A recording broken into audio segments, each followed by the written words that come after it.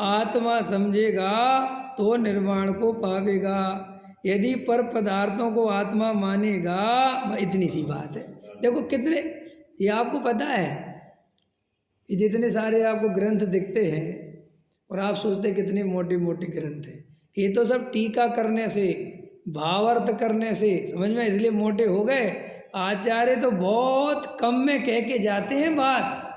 अभी जैस की गाथाएं पूरी अगर छाप दो तो 3 पेज में खत्म है सब। समझ में आया? बस समय सार की 415 गाथाएं छाप दो तो 5-6 पेज में हो जाता है समय। आपको लगता नहीं कितना मोटा है, वो तो बाद में टीका हो गई, उसके ऊपर टीका हो गई, फिर भावार्थ हो गया, फिर नीचे उसका अन्वयार्थ, तो आपको लगता कितना बड़ा है। अब देखो इतनी बात कही आचार्य ने, तो क्या कही? अप्पा अप्पऊ जय मुड़ई। तो ये कह रहे बस कि तुम आत्मा को आत्मा मानो तो बस तुम्हें निर्माण हो जाए। समझ में आया कि नहीं आया? और कुछ नहीं, और पर तरफ को अपना मानोगे तो संसार में भ्रमोगे। भाई इतनी कह के निकल गए। तो ये है बनवासी। समझ में? तो क्या भाई इतनी बात पहचान ले, आत्मा ज्ञाता दृष्टा है और मैं आत्मा हूँ। समझ में आया? भाई इतनी अनुभूति करे, ऐसा श्रद्धान करे, वह सम्यक दृष्टि है। और जड़ की क्रिया को अपने से भिन्न माने, उसका कर्ता भोक्ता ना माने, वह सम्यक दृष्टि है। समझ में आया? तो साहब इसमें क्या दिक्कत है? दिक्कत ये है कि निमित्त नैमित्तिक संबंध हैं और ऐसा लगता है कि विकल्प मैंने करा, क्रिया मैंने करी, परिणाम मैंने करे।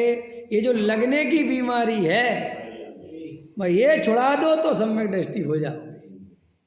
तो साहब छुड़ा दो भैया। बस देखो कल एक बहुत अच्छा पढ़ रहा था मैं, ज्ञानी और अज्ञानी में क्या गजब का अंतर पढ़ रहा था कि ज्ञानी भी मिट्टी के बर्तनों को देखता है और सोने के गहनों को देखता है, ठीक है, और अज्ञानी भी मिट्टी के बर्तनों को देखता है और सोने के बर्तनों को देखता है।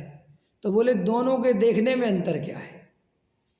भाई घड़ा है तो ज्ञानी को कोई घड़ा ही दिख रहा है कि वो कुछ और दिख रहा है? सब घड़ा ही दिख रहा है, आकार जैसा है। फिर मिट्टी का और बर्तन है, सकोरा है, फलाना है, जो भी है।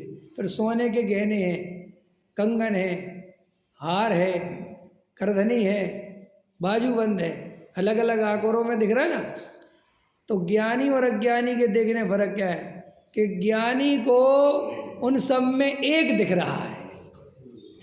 पर्याय जो अलग अलग होते हुए भी अलग अलग आकार में, वो एक को देखने में समर्थ है कि इसके अंदर केवल सोना ही सोना है। और उसमें वो दृष्टि है कि वो आकारों को गौण करके केवल सोने की अनुभूति कर